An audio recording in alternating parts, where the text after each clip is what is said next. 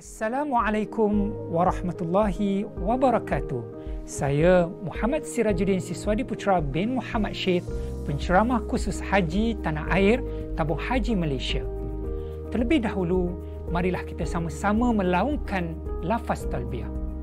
Labbaik Allahumma labbaik, labbaik la syarika lak labbaik, innal hamda wan ni'mata laka wal mulk la syarika lak, yang bermaksud hamba-Mu datang menyahut panggilan-Mu ya Allah, hamba-Mu datang menyahut panggilan-Mu, hamba-Mu datang menyahut panggilan-Mu, Tuhan yang tiada sekutu bagi-Mu, hamba-Mu datang menyahut panggilan-Mu.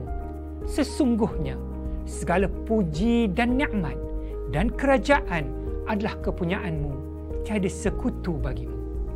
Rukun haji ialah pekerjaan asasi amalan yang mesti dilakukan oleh setiap jemaah haji ketika mengerjakan haji. Jika tidak ditunaikan, haji seseorang itu tidak sah, tidak sempurna, yakni tergantung dan masih tertakluk dengan larangan-larangan ihram. Rukun haji ada 6 kesemuanya. Pertama, niat ihram haji. Kedua, wukuf di bumi Arafah. Ketiga, tawaf di Baitullahil Haram. Keempat, sa'i antara bukit Safa dan Marwah. Kelima, bergunting atau bercukur rambut. Dan akhirnya yang keenam, tertib pada kebanyakan rukunnya.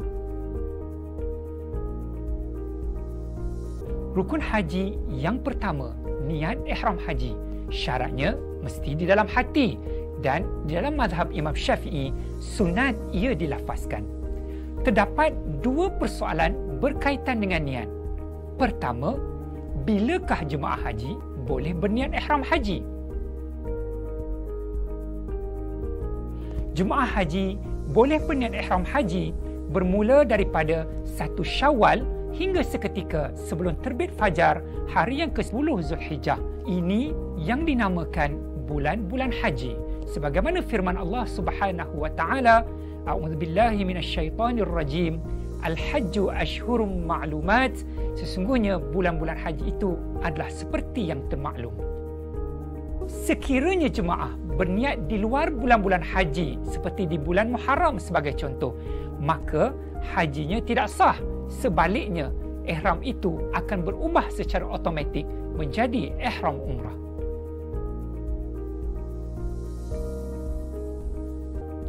Persoalan kedua, di mana pula jemaah wajib berniat dan apakah jenis niatnya?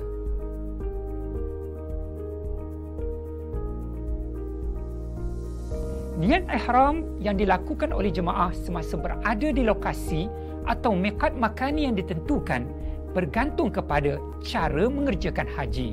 Sebagai contoh, sekiranya mereka mengerjakan haji tamattu, iaitu mengerjakan umrah dahulu dalam bulan-bulan haji, kemudian mengerjakan haji pada tahun yang sama. Bagi jemaah yang bergerak dari Madinah semasa berada di Zulhulaifah atau Bir Ali, berniatlah dengan ihram umrah. Manakala bagi jemaah dari Malaysia yang akan terus ke Mekah, hendaklah berniat di dalam kapal terbang semasa atau sebelum melewati Qarnul Manazil. Lafaz niatnya, nawaitul umrata wa ahramtu biha lillahi ta'ala, yang bermaksud sahaja aku mengerjakan umrah dan aku berihram dengannya kerana Allah Ta'ala. Apabila jemaah tiba di Makkah, jemaah hendaklah menyempurnakan semua amalan-amalan umrah. Dan sebelum berangkat ke Arafah pada 8 Zulhijjah, iaitu hari Tarwiyah, jemaah hendaklah berniat ihram haji ketika berada di hotel penginapan di Makkah. Lafaz niatnya, nawaitul hajja wa ahramtu bihi lillahi ta'ala, yang bermaksud sahaja aku mengerjakan haji dan aku berihram dengannya kerana Allah Ta'ala. Bagi jemaah yang mengerjakan haji ifrad, mereka akan berniat ihram haji semasa di miqat, dan apabila telah sempurna dan selesai kerja-kerja haji, barulah mereka berniat ihram umrah di tanah halal seperti di Ja'ranah, Tan'im, hatta Arafah dan sebagainya. Manakala bagi jemaah yang mengerjakan haji qiran, semasa berada di miqat, mereka akan berniat ihram haji dan umrah secara serentak, dua dalam satu. Lafaz niatnya, nawaitul hajja wal umrata wa ahramtu bihima lillahi ta'ala, yang bermaksud sahaja aku mengerjakan haji dan umrah dan aku berihram dengan kedua-duanya kerana Allah Ta'ala. Sayugia diingatkan, jemaah haji yang melakukan haji secara tamattu akan berniat ihram haji di bangunan penginapan di Makkah pada 8 Zulhijjah, yakni hari Tarwiyah, sebelum bertolak ke bumi Arafah. Manakala bagi jemaah haji yang melakukan haji ifrad atau qiran, mereka tidak perlu lagi berniat haji ketika hendak bertolak ke Arafah, memadai dengan niat ihram yang telah dilakukan semasa mereka berada di Bir Ali atau di Qarnul Manazil tempoh hari.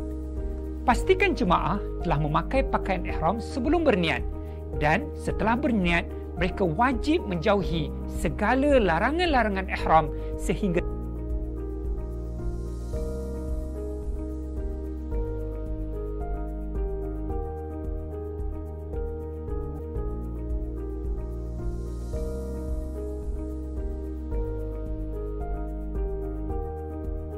perlu diingatkan, pakaian ihram bagi lelaki secara ittiba', yakni menampakkan bahu sebelah kanan, hanya sunat dipakai semasa tawaf yang diiringi dengan sa'i sahaja dan semasa sa'i itu.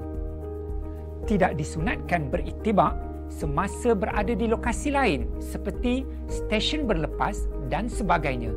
Begitu juga ketika solat, elakkan dari berittiba'. Manakala bagi jemaah wanita pula, tiada pakaian ihram yang bersifat khusus bagi mereka, memadai dengan pakaian yang menutup aurat dengan sempurna. Justru, elak dari bersolek tanpa keperluan bagi mengelakkan fitnah dan riak. Pilih pakaian dan kain telekung yang bersesuaian agar tidak menampakkan aurat dan bentuk tubuh. Selain itu, disyorkan kepada mereka memakai stoking tebal dan panjang supaya tidak menampakkan aurat di bahagian kaki. Begitu juga memakai sarung lengan agar tidak mendedahkan aurat di bahagian tangan mereka.